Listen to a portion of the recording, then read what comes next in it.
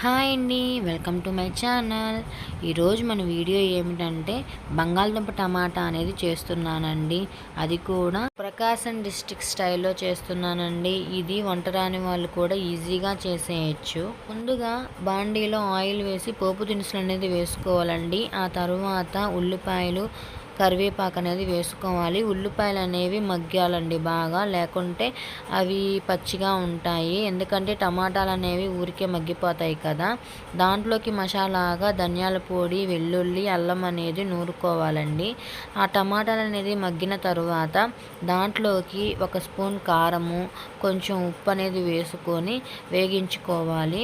దాంట్లో ఉడకపెట్టుకున్న బంగాళదుంపల్ని దానిలో వేసుకొని కలుపుకోవాలండి.